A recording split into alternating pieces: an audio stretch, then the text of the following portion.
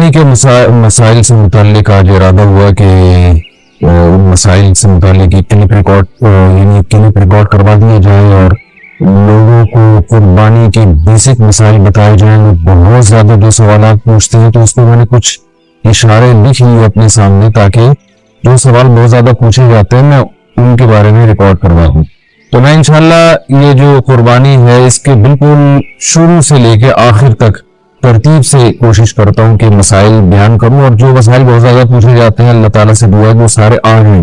تو پہلا سب سے بڑا مسئلہ یہ ہے کہ قربانی واجب کس پر ہے. قربانی واجب کس پر ہے؟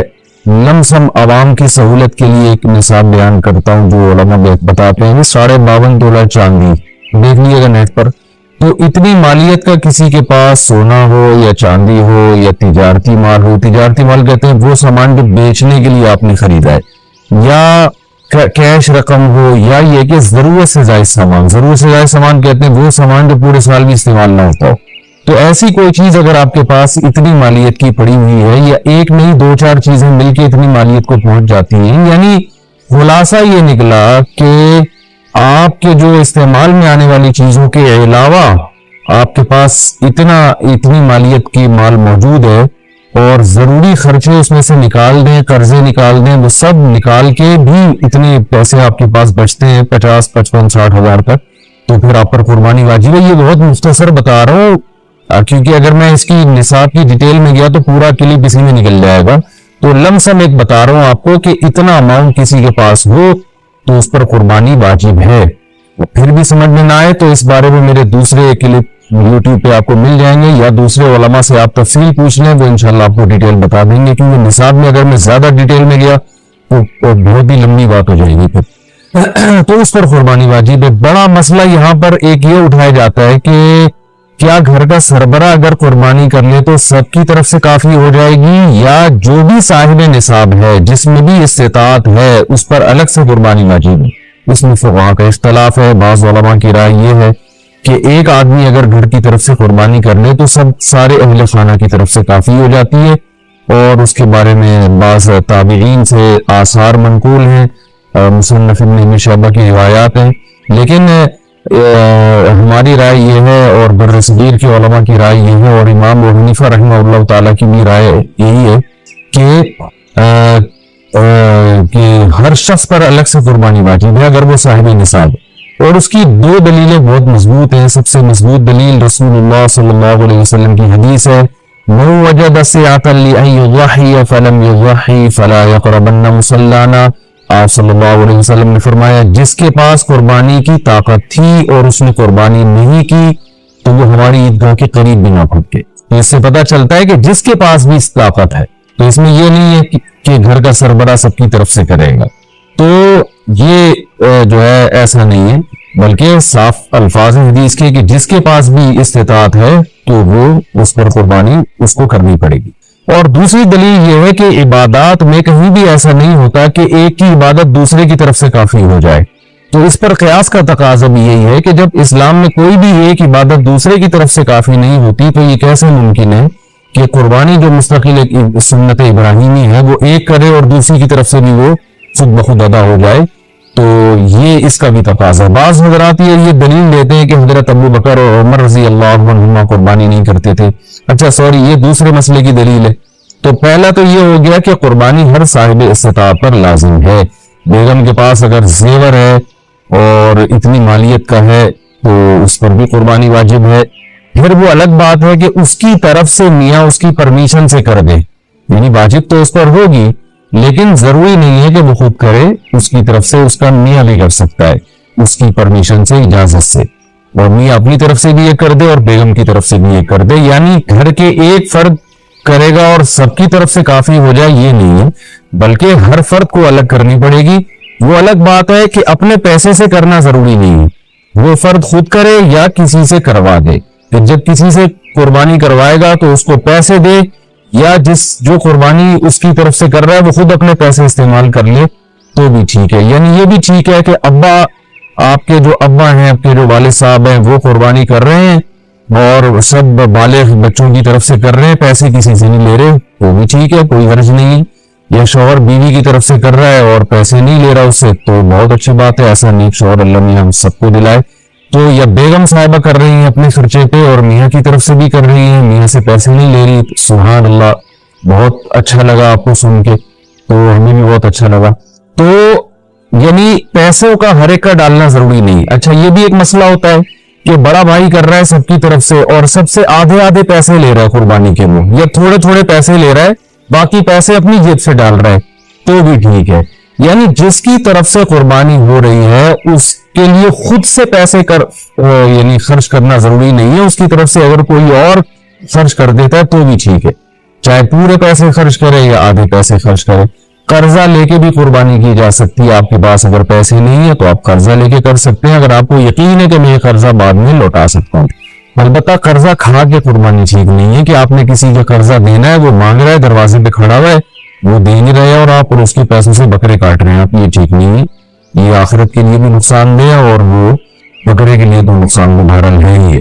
تو ایک مسئلہ تو یہ ہو گیا۔ دوسرا مسئلہ یہ ہے کہ قربانی کیا واجب ہے یا سنت ہے، تو اس بارے میں بھی دونوں رائے ملتی ہیں علماء کی۔ جو علماء کہتے ہیں سنت ہے وہ بھی عام سنت نہیں مانتے بلکہ سنت مؤکدہ۔ سنت مؤکدہ کا مطلب جو نہیں کرے گا قابل ملامت ہوگا، اور امام ابو حنیفہ رحمہ اللہ تعالیٰ کی رائے کے مطابق یہ واجب ہے، اور اس کی دلیل وہی ہے کہ پہلی بات تو یہ کہ عبادت ہے اور عبادت میں احتیاط کے پہلو کو ترجیح دی جاتی ہے، کیونکہ احتیاط اسی میں ہے کہ اس کو اگر واجب قرار نہیں دیتے تو بہت سے لوگ قربانی کا فریضہ چھوڑ سکتے ہیں اور اس بات کا خطرہ موجود ہے کہ قیامت میں ان کو گناہ نہ ملے، تو اس لیے احتیاط کے پہلو کو ترجیح جائے گی۔ اور مضبوط دلیل امام حنیفہ کی قرآن نبی صلی اللہ علیہ وسلم کی وہی حدیث ہے، مَن وَجَدَ سِعَةً لِأَن يُضَحِّيَ فَلَمْ يُضَحِّ فَلَا يَقْرَبَنَّ مُصَلَّانَا۔ آپ صلی اللہ علیہ وسلم نے فرمایا جس کے پاس قربانی کی گنجائش تھی اور اس نے قربانی نہیں کی وہ ہماری عیدگاہ کے قریب بھی مت پھٹکے۔ آپ صلی اللہ علیہ وسلم 10 سال مدینہ منورہ رہے، ہمیشہ آپ صلی اللہ علیہ وسلم نے قربانی کی۔ بعض حضرات یہ دلیل دیتے ہیں کہ حضرت ابو بکر اور حضرت عمر نے قربانی نہیں کی اپنے دور خلافت میں، اس سے پتہ چلتا ہے کہ قربانی واجب نہیں ہے۔ یہ دلیل اس لیے درست نہیں ہے کہ حضرت ابو بکر اور حضرت عمر رضی اللہ تعالیٰ عنہ مسکین تھے، غریب تھے، اگرچہ مسلمانوں کے خلیفہ تھے، لیکن یہ ان کی ایک کوالٹی تھی کہ اتنے لاکھوں مربع میل کے مالک ہونے کے باوجود وہ پیون زدہ کپڑے پہنتے تھے، تو صاحب استطاعت پہ قربانی واجب ہے۔ یہ دونوں حضرات بڑے تھے مگر قربانی نہیں کی انہوں نے، جیسے کہ روایت میں آتا ہے اس کی وجہ استطاعت نہ ہونا، تو استطاعت اگر نہیں ہے تو پھر قربانی لازم نہیں ہے، بلکہ اگر آپ قرضہ لے کے قربانی کرو گے اور خطرہ ہے کہ میں قرضہ ادا نہیں کر سکتا تو پھر تو جائز ہی نہیں ہے آپ کے لیے، کیونکہ دوسروں کا حق دبا کے آپ کے لیے عبادت کی وجہ آوری یہ ٹھیک نہیں۔ اس کی فضیلت کیا ہے قربانی کی؟ رسول اللہ صلی اللہ علیہ وسلم نے ارشاد فرمایا بقرعید کے دنوں میں ایام نہر میں اللہ کو جانور کا خون بہانے سے زیادہ کوئی عمل محبوب نہیں ہے، اور ہر بال کے بدلے میں اللہ نیکی عطا فرماتے ہیں۔ یہ قربانی کی بہت بڑی فضیلت ہے، اور اس کی فضیلت آپ علماء سے بیانات میں سنتے ہیں، میں بھی چونکہ بہت مختصر جلدی بات کر رہا ہوں تاکہ میں پورے موضوع کو جلدی سے سمیٹ لوں۔ گائے کاٹنی کیسے؟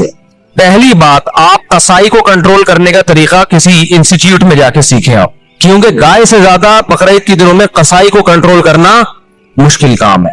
حقیقت بتا رہا ہوں آپ کو، قصائی گڑبڑیں کرتے ہیں۔ پہلی بات، قصائی کیا کرتا ہے، کیونکہ اس کے پاس اس 3 دنوں میں نا بقرعید کے قصائی سے زیادہ مہنگا دنیا میں کوئی آدمی ہوتا نہیں ہے۔ 3 دنوں سے پہلے بچڑا جو مہنگا تھا نا، اب بچڑے اس کی ساری قیمت کدھر چلی جاتی ہے؟ قصائیوں کی طرف۔ اب قصائی کی ویلیو ہے، تو قصائی پکڑائی میں نہیں آتے، ان کو ہوتی ہے جلدی۔ آپ لائے، پہلی گڑبڑ قصائی یہ کرتا ہے کہ جانور کو گرایا، منہ میں ہوتا ہے اس کا گٹکا، منہ میں ہوتا ہے پان، منہ ہلا ہی نہیں رہا ہوتا، تکبیر ہی نہیں پڑھ رہا ہوتا۔ وہ کیسے پڑے گا جب اتنا بڑا گٹکا منہ میں رکھ کے پیک کے ساتھ بیٹھا ہوا ہے؟ تو تکبیر نکلے گی تو گٹکا ضائع ہو جائے گا نا اس کا۔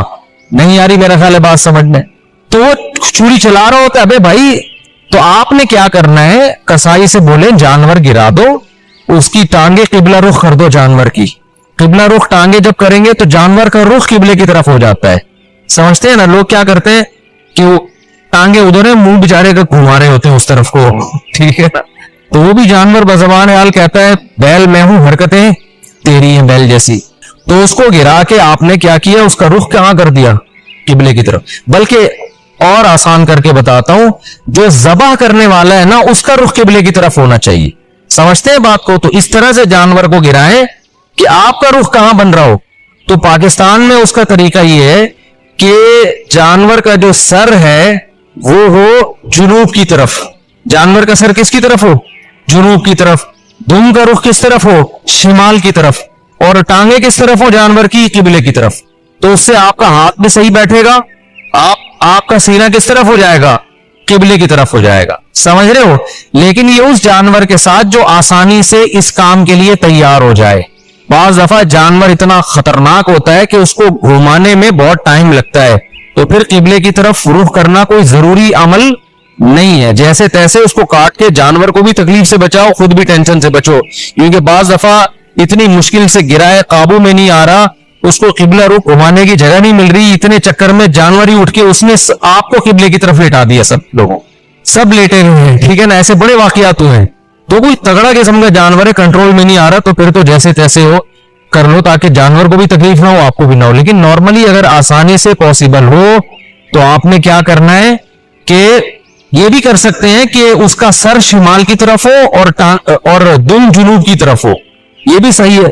مطلب یہ کہ ایک رخ اس کا شمال کی طرف اور ایک جنوب کی طرف. تو پھر پاؤں کس کی طرف ہوں گے، قبلے کی طرف. پھر آپ جب ذبح کرو گے نا تو آپ کا رخ کس طرف ہوگا، قبلے کی طرف. تو قصائی سے آپ چھری لے لیں. بعض دفعہ قصائی غیر مسلم بھی ہوتے ہیں، تو غیر مسلم کا ذبیحہ بھی اسلام میں حلال نہیں ہے. مشرک بھی ہوتے ہیں بعض دفعہ. میں نہیں کہہ رہا وہم کریں خام خواہ میں قصائیوں کی رپورٹ وہاں طلب کا نقشہ کارڈ دکھائے اسلام لکھا ہے کہ نہیں لکھا، اتنی تکلف کی ضرورت نہیں ہے. لیکن احتیاط کرنے میں میرا خیال ہے کوئی حرج. قصائی کو پہلے سے جانتے ہیں تو ٹھیک ہے، نہیں جانتے تو پھر خود ذبح کر لو بھائی، سنت ہے نا. یہ کیا خیال ہے؟ ہمارے نبی نے تو خود جانور ذبح کیا ہے، بیگم سے بھی ذبح کروا سکتے ہیں. تو اب آپ نے بیگم سے اس لیے کہہ رہا ہوں کہ بعض لوگ سمجھتے ہیں کہ عورت ذبح نہیں کر سکتی، حرام ہو جاتا ہے. کوئی ایسا کچھ نہیں ہے، تو وہ بھی ذبح کر سکتی ہے. باقی زیادہ اس میں تفصیل میں نہیں جانا چاہتا. اب آپ نے کیا کیا کہ رخ آپ کا قبلے کی طرف ہے. قصائی سے صرف یہ پوچھ لے چھری رکھنی کہاں پر ہے، کیونکہ ہمارے ایک جاننے والے نے بکرا ذبح کیے، یہاں سے کاٹ دیا، اتنی لمبی گردن اس کی. تو اتنا بھی نہیں ہوتا بھائی جہاں سے کاٹنا ہے وہاں سے کاٹو. تو رکھ کے آپ نے زور سے بسم اللہ اللہ اکبر پڑھنا ہے. آہستہ سے نہیں پڑھنا، بلکہ آہستہ سے پڑھ لیں گے تو بھی قربانی ہو جائے گی. لیکن زور زور سے کیا پڑھنا ہے، بسم اللہ اللہ اکبر. اور علماء کہتے ہیں قریب والے لوگ بھی پڑھیں تاکہ چھری چلانے والے کو یاد آ جائے. آپ نے جب ذبح کیا تو صرف 4 رگیں کاٹنی ہے اس کی. ایک نرخرا، یہ جو خوراک کی نالی ہے، ایک سانس کی نالی ہوتی ہے، اور 2 ودج ہوتی ہیں جو دل سے پریشر کے ساتھ خون دماغ کی طرف لے کے جا رہی ہوتی ہے نا. 2 نالیاں بہت پریشر سے اس سے خون نکلتا ہے. تو یہ 4 ٹوٹل نالیاں کٹ جائیں گی. اس کے بعد مزید کچھ نہ کاٹیں. آج کل قصائی کاٹتے چلے جاتے ہیں کیونکہ وہ چاہتے ہیں جانور جلدی ٹھنڈا ہو جائے، پھر جا کے وہ اندر نلی پہ چھورا مارتے ہیں اندر. اس سے جانور ٹھنڈا جلدی ہو جاتا ہے. لیکن اس کا نقصان کیا ہے کہ جانور کا خون جسم سے اچھی طریقے سے نہیں نکلتا. ذبح کرنے میں جو ایک بہت بڑی حکمت ہے وہ ہے کہ جانور کی باڈی سے اس کا خون نکل جائے. سارا خون اچھی چیز نہیں ہے. آپ گورے بھی اس بات کو مان رہے ہیں، وہ بھی ذبح کی طرف آ رہے ہیں کہ بلڈ نکلنا چاہیے. خون میں بیماریاں ہوتی ہیں، خون کو انسانوں کے کھانے کی چیز نہیں ہے. تو اب اگر یہ حرام مغز میں جب وہ مارتے ہیں نا چھورا، اس سے جانور کے اعصاب ٹھنڈے ہو جاتے ہیں.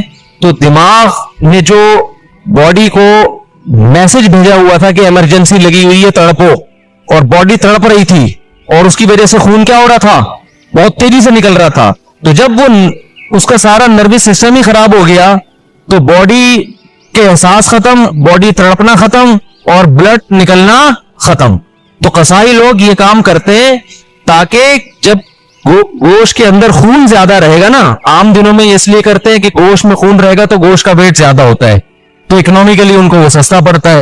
اس کے نقصان کیا ہوتا ہے، پبلک کو بیماریاں کھانے کو ملتی ہیں. عام گوشت جو مارکیٹ میں مل رہا ہے نا، اس میں کیا ہوتا ہے، بلڈ رہ جاتا ہے، صحیح طرح وہ ذبح نہیں کرتے، چھورا مار دیتے ہیں اندر، جانور ٹھنڈا ہو گیا، گوشت میں بیماریاں رہ جاتی ہیں خون کی وجہ سے، وہ نقصان ہے. اور بقرعید میں کیا کرتے ہیں، بقرعید میں ان کو جلدی ہوتی ہے. یہ اکنامیکلی ان کو نقصان ہوتا ہے کہ اگر ہم نے جانور کے ٹھنڈا ہونے کا انتظار کیا تو اتنی دیر میں ہم 10 بچڑے اور گرا سکتے تھے. ہمیں وسیم کے یہاں بھی جانا ہے, غفار کے یہاں بھی جانا ہے, ستار کے یہاں بھی جانا ہے, سارا یہ تھوڑی کہ ہم اس کے ٹھنڈا ہونے کا انتظار کریں گے. اتنی مشکل سے گرا ہے, قابو میں نہیں آ رہا, اس کو قبلہ رخ گھمانے کی جگہ نہیں مل رہی, اتنے چکر میں جانور ہی اٹھ کے اس نے آپ کو قبلے کی طرف لٹا دیا. سب لوگوں سب لیٹے ہوئے ہیں, ٹھیک ہے نا, ایسے بڑے واقعات ہوئے ہیں. تو کوئی تگڑا قسم کا جانور ہے, کنٹرول میں نہیں آ رہا, تو پھر تو جیسے تیسے ہو کر لو تاکہ جانور کو بھی تکلیف نہ ہو, آپ کو بھی نہ ہو. لیکن نارملی اگر آسانی سے پاسبل ہو تو آپ نے کیا کرنا ہے کہ یہ بھی کر سکتے ہیں کہ اس کا سر شمال کی طرف ہو اور دم جنوب کی طرف ہو, یہ بھی صحیح ہے.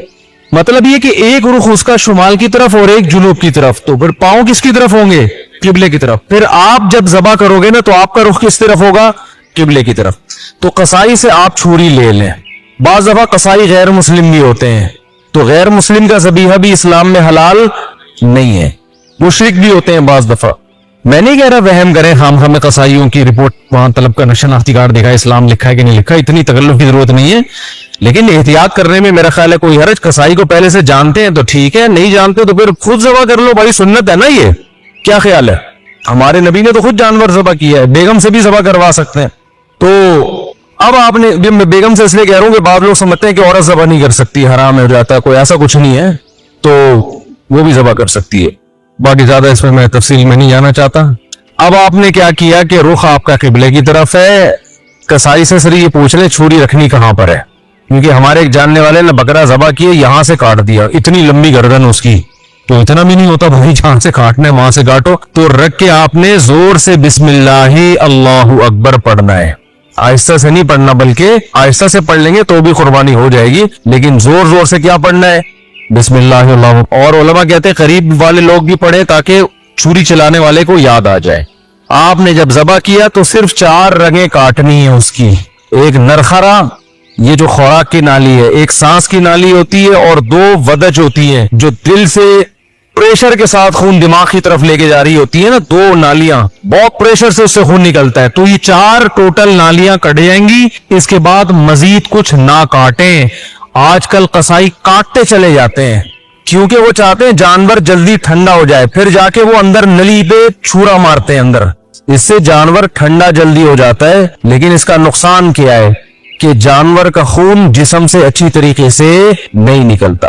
ذبح کرنے میں جو ایک بہت بڑی حکمت ہے وہ ہے کہ جانور کی باڈی سے اس کا خون نکل جائے. سارا خون اچھی چیز نہیں ہے. اب گورے بھی اس بات کو مان رہے ہیں, وہ بھی ذبح کی طرف آ رہے ہیں کہ بلڈ نکلنا چاہیے, خون میں بیماریاں ہوتی ہیں, خون کوئی انسانوں کے کھانے کی چیز نہیں ہے. تو اب اگر یہ حرام مغز میں جب وہ مارتے ہیں نا چھورا, اس سے جانور کے اعصاب ٹھنڈے ہو جاتے ہیں. تو دماغ نے جو باڈی کو میسج بھیجا ہوا تھا کہ ایمرجنسی لگی ہوئی ہے, تڑپو, اور باڈی تڑپ رہی تھی, اور اس کی وجہ سے خون کیا ہو رہا تھا؟ بہت تیزی سے نکل رہا تھا. تو جب وہ اس کا سارا نروس سسٹم ہی خراب ہو گیا تو باڈی کے احساس ختم, باڈی تڑپنا ختم, اور بلڈ نکلنا ختم. تو قصائی لوگ یہ کام کرتے ہیں تاکہ جب گوشت کے اندر خون زیادہ رہے گا نا, عام دنوں میں اس لیے کرتے ہیں کہ گوشت میں خون رہے گا تو گوشت کا ویٹ زیادہ ہوتا ہے, تو اکنامیکلی ان کو وہ سستا پڑتا ہے. اس کے نقصان کیا ہوتا ہے؟ پبلک کو بیماریاں کھانے کو ملتی ہیں.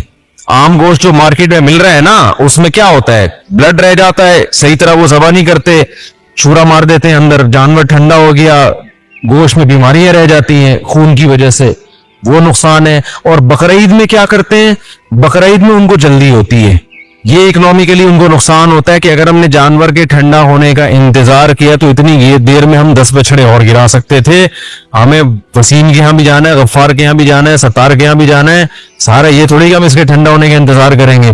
تو لہذا وہ فوراً کیا کرتے ہیں, اندر چاقو مار دیتے, چورا گھوم دیتے ہیں تاکہ ٹھنڈا ہو جائے جلدی. تو آپ نے پہلے ٹریننگ کرنی ہے قصائی کو کنٹرول کرنے کی, کیونکہ لوگوں نے یہ میرے بیانات بھی قصائیوں کو سنائے کہ ابے 4 رگیں کاٹ کے آرام سے کھڑا ہو جا, 2 منٹ اس کا خون نکلنے دے آرام سے, جب نکل جائے گا خون پھر کھال اتارنا شروع کر دو, اس کی اپنی طبعی موت اس کو مرنے دو, ذبح ہونے دو. لیکن قصائی کو پتا ہے کہ بھئی اگر یہ تو میں تو ڈھیر ہو جائے گی مجھے, تو آپ اس کو بیان سنائیں, سمجھائیں, قصائی باز نہیں آتا. تو اس لیے میں بار بار کہتا ہوں کہ آپ نے جو جس کھونٹے سے جانور کو باندھا ہوا تھا نا, 4 رگیں کاٹ کے تھوڑی دیر کے لیے وہاں سے قصائی کو باندھ دیں آپ. معذرت کے ساتھ قصائیوں سے پیشگی معذرت, वो भी हमारे दोस्त यार हैं भाई, इसी सोसाइटी का हिस्सा है, लेकिन कंट्रोल में नहीं आते ना, वो करते ही, वो नहीं मानते। तो आपने थोड़ी देर के लिए जितने बंदे बैल पर थे वो सारे बैल को छोड़ के किस पे आ जाएं, कसाई पे आ जाएं, उसको कंट्रोल करें। वो काटेगा, अंदर तक काटता रहेगा उसको, बोले 4 रगे कट गई बस, समझ रहे हो। इससे गोश्त में जायका भी आएगा, गोश्त में बीमारियां भी नहीं आएंगी। और शरीयत का जो हिकमत है कि गोश्त पाक हो जाए, क्योंकि खून पाक चीज है या नापाक चीज है, नापाक चीज है। तो गोश्त को शरीयत चाहती है खून से क्या हो जाए, पाक हो जाए, तो पाक हो जाएगा, समझते हो। तो ये काम जब आपने कर लिया, उसके बाद कसाई को बोले भाई तो अब चोरी से जो भी करना है कर, वो खाल वाल उतारेगा। उसके बाद आपने क्या किया है, वो फिर जो शुरू में कलेजी निकलती है, लोग इसकी चाहत में होते हैं जल्दी से हम कलेजी खा लें। तो अब आपने हिस्से ऐसे बनाना है कि ठीक है, आप कलेजी वो जो चीजें निकल रही हैं उसकी तिली जो लोगों को शौक होता है, वो आपने 7 हिस्से किए और 7 हिस्सों में थोड़ा सा गोश्त भी लेके मिला दिया और थोड़ी सी कलेजी बचा के रख ली। यानी कलेजी के 7 हिस्से किए, कलेजी दिल विल्स के 7 हिस्से किए और उसमें 7 में क्या मिला दिया, बोटियां मिला दी कुछ, और आखिर में जो गोश्त के 7 हिस्से किए उनमें क्या मिला दी, कलेजी मिला दी। अब सूद के मसाइल से आपकी हिफाजत हो जाएगी, समझ रहे हो। अब अगर कहीं थोड़ा ज्यादा थोड़ा कम भी चला गया ना, तो सूदी अकाम जारी नहीं होते। फिर आखिर में फिर भी बेहतर है तोल दे, ताकि लोगों को भी ना हो ना, तोलने में लोगों के दिल भी साफ रहते हैं कि पता नहीं क्या ये बर्तन में नहीं होता सही दबा। समझ रहे हो कि नहीं समझ रहे, ये काम आपने करना है। एक अहम बात, कसाई को उजरत में गोश्त देना जायज नहीं है। कसाई की आपने उजरत तय की, भाई ये जानवर ज़बा होगा और इसके इतने हिस्से होंगे और ये सब के तुमने करना है, तुम्हें इतने पैसे दिए जाएंगे। अगर वो कहता है मैं पुट का गोश्त लेके जाऊंगा, तो कुर्बानी के जानवर के गोश्त को कमीशन या उजरत के तौर पर इस्तेमाल बोलो नहीं कर सकते, क्योंकि इसका मतलब आप उस गोश्त से मुआशी फायदा उठा रहे हो, पैसे बचा रहे हो ना। एक तरह आके हमने तो पैसे उसको पूरे दिए, तो पैसे पूरे दिए, लेकिन ये एग्रीमेंट का हिस्सा है। तो आपने कसाई को मायूस कर देना है कि भाई आपको सिर्फ पैसे मिलेंगे, बाकी अखलाकी तौर पर जब कलेजी घर से पक्के आएगी तो जहां सब खा रहे होंगे आप भी खा लेना, कोई मना थोड़ी करेंगे। अलग से उसका कोई गोश्त में हिस्सा नहीं होना चाहिए, समझते हो। उसको मायूस कर दें, आपके पैसे मिलेंगे। और फिर आखिर में जब आप गोश्त बांट रहे हो तो किसी को भी देने, फिर उसमें कसाई को भी देने में कोई हर्ज नहीं है।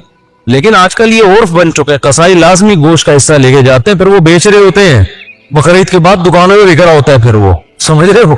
खाल के बारे में क्या होगा, मैं खाल जानवर की या तो आप इस्तेमाल कर लें, किसी को भी दे दें शोरका में से, उसकी खाल को आप नमक वगैरह लगा के इस्तेमाल कर लें, जाए नमाज बना लें, बड़ी बेहतरीन चीज होती है। और अगर आपने उसको बेच दिया तो फिर उसकी कीमत सदका करनी पड़ेगी, फिर आप उसकी कीमत इस्तेमाल नहीं कर सकते। तो डायरेक्ट खाल सदका कर दें या बेच के कीमत सदका कर दें। और वैसे इस्तेमाल करना चाहे तो खाल इस्तेमाल हो सकती है, वो मुसल्ला बनाया जा सकता है, उसका कुछ भी बनाया जा सकता है, मिशकेजा बनाया जा सकता है। पहले जमाने में तो लोग यही कुछ करते थे। यहां तक बात खोपड़ी शरीफ में आ गई है। तो अच्छा, एक अहम काम आपने ये भी करना है कि भाई कुर्बानी के वक्त ना जिक्र अज़कार का होना चाहिए, शोर शराबे का नहीं होना चाहिए। ये इबादत है, अल्लाह के हुक्म पे आप अल्लाह के मुसख्खर करदा जानवर को काट रहे हो, अल्लाह के दरबार में पेश कर रहे हो, तो ये इबादत का वक्त है। इसमें जिस किस्म का हल्ला गुल्ला हो रहा होता है, ये इस मौके पे बिल्कुल सूट नहीं करता। गोश्त खाते हुए आप हल्ला गुल्ला कर लें, शाम को तिक्के बन रहे हैं, थोड़ा सी मजाक कर लें, लेकिन जब जानवर ज़बा हो रहा है ना, तो उस वक्त ये हंसी मजाक का टाइम नहीं है। उस वक्त किस चीज का टाइम है, अल्लाह के जिक्र। दुआ पढ़े, इन्नी वज्जहतु वजही लिल्लज़ी फ़तरस्समावाति वल अर्ज़ हनीफ़न वमा अना मिनल मुशरिकीन। ऐ अल्लाह, मैंने अपने रुख को जात की तरफ फेर लिया जिसने आसमानों और जमीन को पैदा किया। मैं शिरक करने वालों में से नहीं हूं, सिर्फ तेरे नाम पे जानवर काटूंगा, किसी और के नाम पे नहीं काटूंगा। इन्ना सलाती व नुसुकी व महयाय व ममाती लिल्लाहि रब्बिल आलमीन। मेरी नमाज, मेरी कुर्बानी सिर्फ किसके लिए, अल्लाह के लिए। तो इस तरह के अल्फाज जबान से अरबी में या उर्दू में दोहराएं, ऐ अल्लाह ये हमारी तरफ से है, इसको तू अपने दरबार में कबूल कर ले। उस वक्त जो हल्ला गुल्ला, बाजे, पौ पौ, उछल कूद, ये बहुत गलत हरकत है, समझ रहे होगे नहीं। बिल्कुल ऐसे मौके पे मुसलमान पे ये चीजें सूट नहीं करती। जो इबादत का मौके है उसमें आप इस तरह की इंटरटेनमेंट कर रहे हो कि पता ही नहीं चल रहा कि वो शादी हो रही है, ये इबादत हो रही है। समझ रहे हो कि नहीं समझ रहे? ये काम करना है आपने। उसके बाद जब जानवर कट जाए और हिस्से हो जाएं तो आपने क्या करना है? अगर आप गरीब हैं, आपके बच्चों की तादाद ज्यादा है, गोश्त खाने को कम मिलता है साल में गुर्बत की वजह से, फैमिली बड़ी है, तो सारा गोश्त खुद ही खा लें। फिर एक हिस्सा सदका करना ये अफजल भी नहीं है, क्योंकि अपने बच्चों का हक पहले है, दूसरों का हक इस्लाम में बाद में। बाज ऐसे गरीब होते हैं बेचारों को पूरे साल गोश्त नहीं मिलता, अब उन्होंने पैसे जमा करके कुर्बानी कर ली तो खाओ भाई, ठीक है ना, फिर सदका ना करो। लेकिन अगर अल्लाह ने आपको माली वुसअत दी है, आप पूरे साल गोश्त खाते रहते हैं, तो फिर 1/3 गोश्त क्या कर दें? कम से कम बोलो सदका कर दें, अफजल है। क्योंकि कुरान कह रहा है कुलू मिन्हा, खुद भी खाओ और मिस्कीनों को भी खिलाओ। तो कम से कम 1/3 गोश्त क्या कर दें आप? वो सदका कर दें। भाई कुर्बानी से मुतालिक कुछ मसाइल सुन लें। पहली बात, भैंस की कुर्बानी वाजिब है, इस पर मैं बयान में आज डिटेल में बता चुका हूं, ठीक है ना। नंबर 2, घर के सरबराह की तरफ से है, सबकी तरफ से होगी या नहीं होगी, ये मसला भी मुदल्लल बयान कर चुका हूं। तीसरी बात, भैंस